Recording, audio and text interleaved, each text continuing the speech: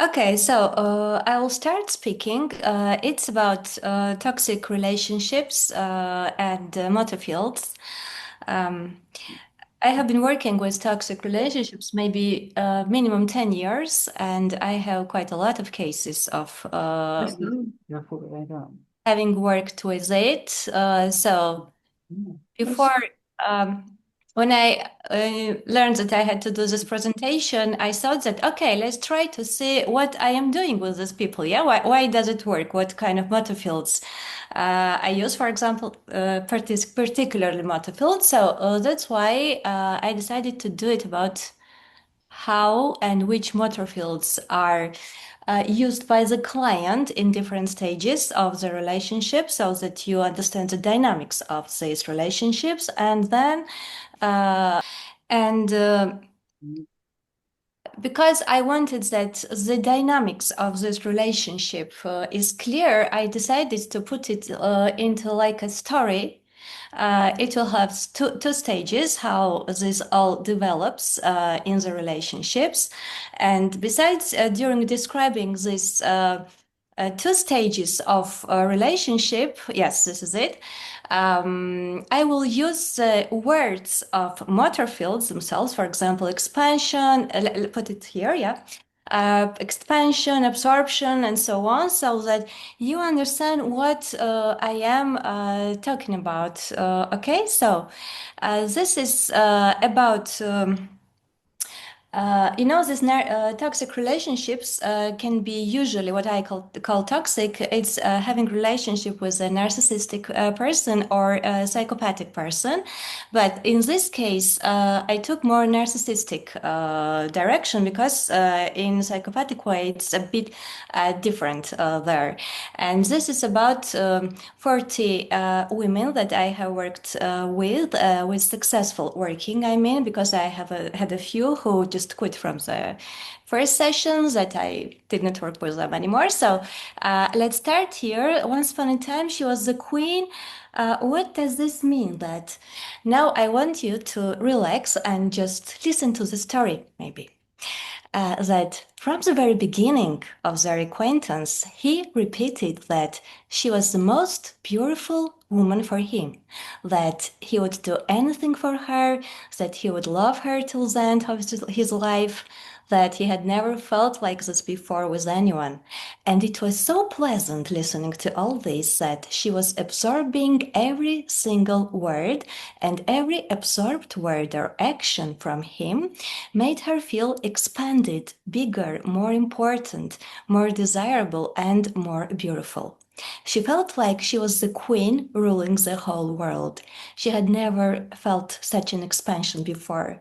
So, this was a special feeling that was possible only with him. And the more she absorbed, the more expanded she felt inside.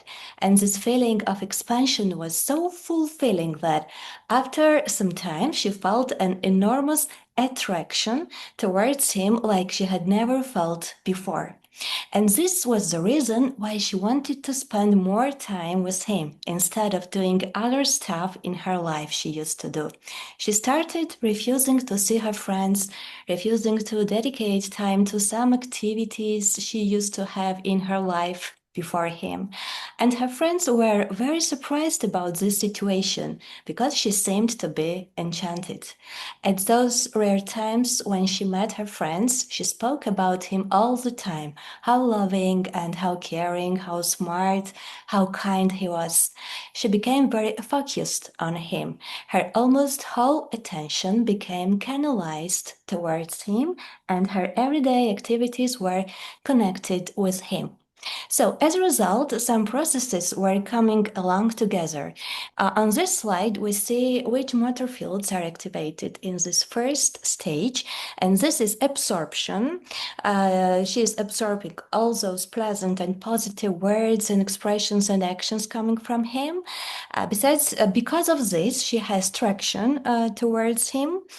Besides, she The expansions that she feels, this is not a true expansion actually. It's a false inner expansion because actually her outer world is quite shrinked because there is only him who exists in her life.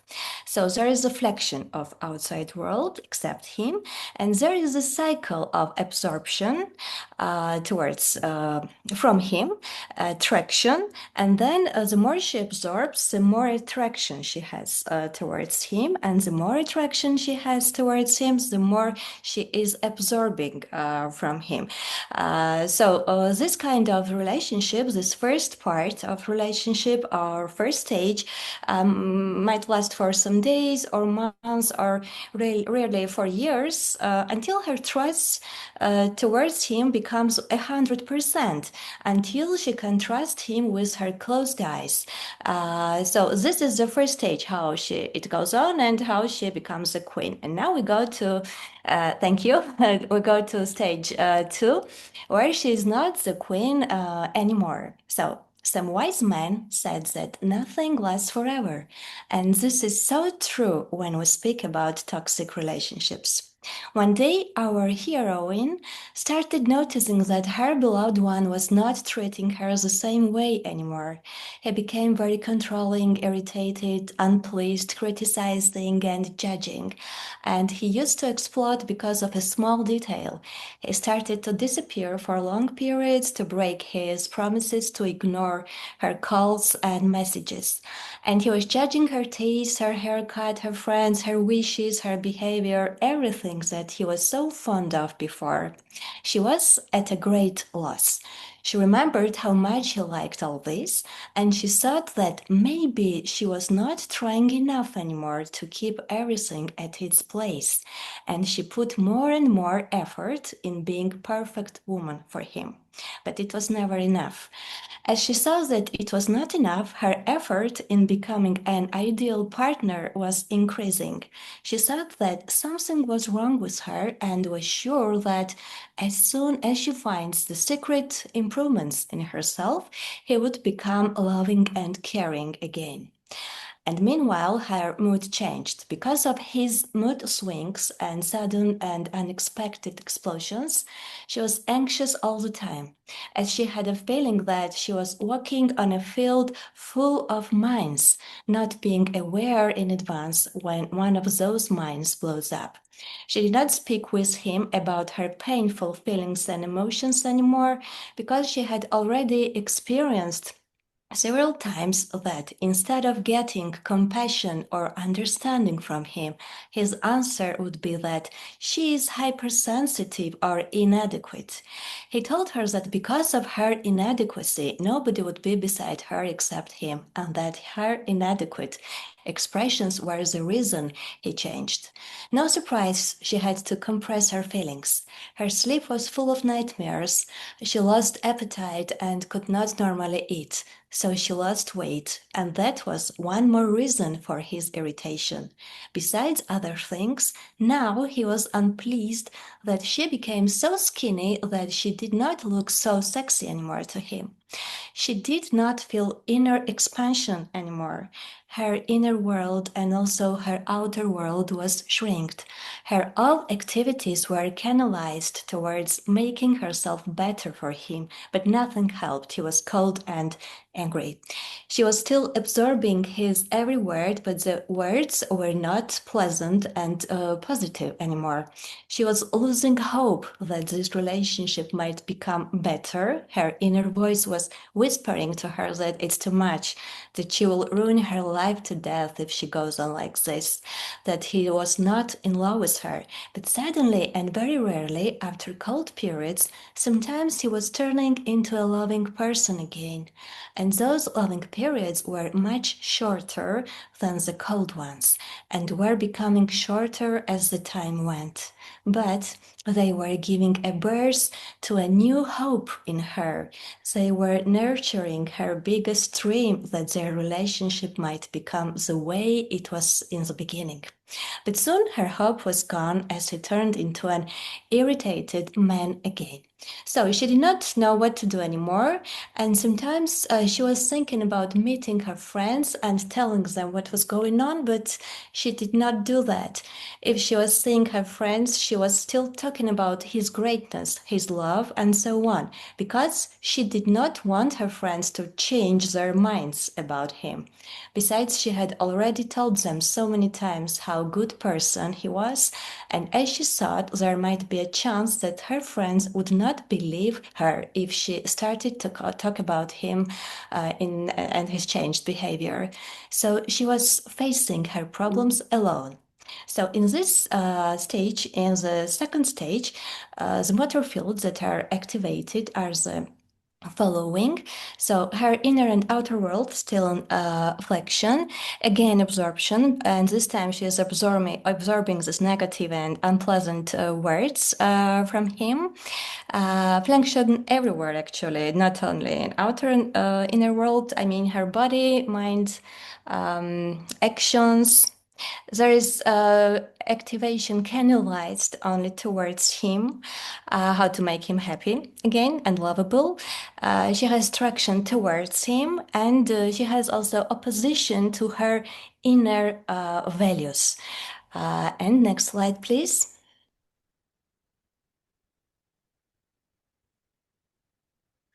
And here is when this woman usually comes to a therapist, in case she comes, of course. And when she comes, she may still be in this kind of relationship, or they might already have broken up. But in both cases, the therapeutical process goes in an identical way. So if we speak about motor fields, the main ones I use are rotation and expansion fields, because the main fields activated in her, these are canalization field and also absorption field. This canalization field is the main field that makes our client be clingy to her partner on different levels, on thoughts, emotions, actions, and also time, by the way. So having absorption, having canalization, I mean, about thoughts, it's that she's having different illusions that are interfering with her getting better decisions in the relationship. The illusions are like nobody else will fall in love with me, or I will never get in love with anyone, or if only I could wait more, something might change, or I'm inadequate because of my emotions, and this is the reason why he changed. So rotation field is which I use while working these thoughts usually. As for time, I mean canalization about time. The client is either in past or in future, but not in present. She's either attached to the memories when the relationship was at its best, hoping that it can come true again, and so seeing more false resources and possibilities in the current relationship, or she's fearful about future, the illusions that I mentioned above. And besides, if she does not have her own income, fears that she'll be without money in future. So a time rotation, I mean rotation with time, yeah, means working in a tender and very supportive way that she sees the present. For example, when she says that she won't be able to live without him because she loves him so much, I, of course, after I feel and see that she's really ready for the pain that comes after thinking about my question, I usually ask her to imagine him standing in the room, look at him, and to tell me what is that she loves in him, in the person that he has become, the person he is now in the present. And usually she goes in the past or in future, but when she finally is facing the present, she does not have any answer to my question, as actually he does not owe what she loves in him. The person she loves is not him. He just does not exist. It's just in her imagination. And here usually comes a mix of different emotional states, and the main ones are sadness because her hopes are broken, and also relief. Somehow, understanding that this is not the person she's in love with, so she's giving at least a little space to a hope that maybe she will be able to live without him, so that she will be able to survive. And this question and coming to the painful present has been a turning point in many cases that I have had in my practice. So, one more very important thing is that when a woman comes to therapy like this, she has a huge belief that she is inadequate and this fear of inadequacy. Why? She was told about it by her partner so many times that after resisting this thought for some period, finally she has given up struggling with it and has started to believe it. And here comes the expansion field in our work on informational and psychoeducational level, explaining her that her emotions and feelings are not inadequate, that they are adequate for the inadequate situation she has been living in. And fear and belief of this inadequacy is something that 100% of my clients with these toxic relationships bring with themselves. And What I try very often is after the first sessions that they take some doubt in this belief of being inadequate. And this fear of inadequacy is one of the main reasons that they do not speak about their situation and condition with other people. They think that others will think they are crazy. So instead of having a support team, they stay alone facing their toxic relationship. And when they do not have a viewpoint from outside, except their partner who is trying to persuade them in their madness, their trust in their inadequacy becomes non-negotiable. And this informational part is very helpful for them. So this expansion on informational level, for them to feel some grounding and to see some light in their present situation. And this is also very helpful to change their pattern of self-blaming, which is usually present when, because of gaslighting coming from their partner, they think that the relationship has changed because of their inadequate emotions and feelings. So their bodies are in flexion, sometimes frozen. Breathing is usually superficial, sometimes chaotic, but usually superficial. And their movements are very cautious, they are very anxious. And as far as they have absorbed all those negative things and so many untrue things about them from him, their emotional state is usually about fear of being without him and depressive sadness. And in most cases, if the second stage lasts for minimum 6 months, depression tests can reveal medium depression minimum. And also they have shame. Their anger is buried somewhere deeply. They are not in contact with it and they do not feel they have any values or boundaries anymore. So working with expansion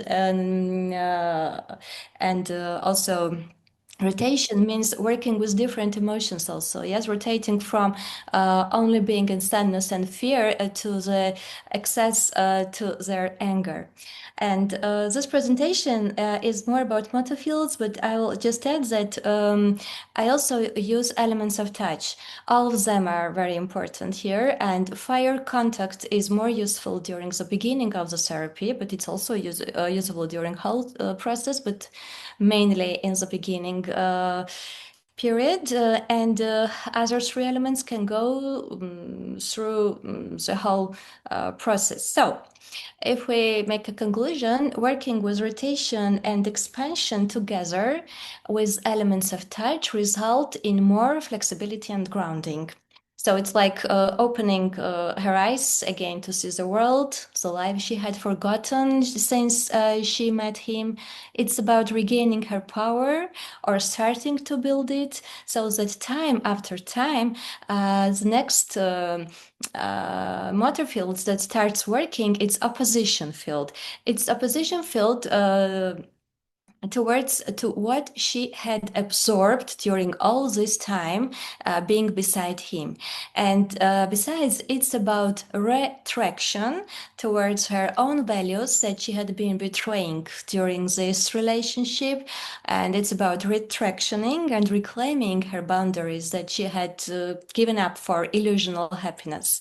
And it's about rotation and again expansion towards life, finding other sources for joy. And it's about overcoming shame and opening the truth to the close ones to find that they, and at least some of them, would support her in case they knew what was going on with her in her life. And it's also about building some material resources in her life. And this is it. So here you can see which motor fields are usually that we need to work with such clients. So I had successful results, as I told you, except those two clients who quit from the very beginning. And I hope it will be maybe useful for you if you work with these toxic relationships. Thank you.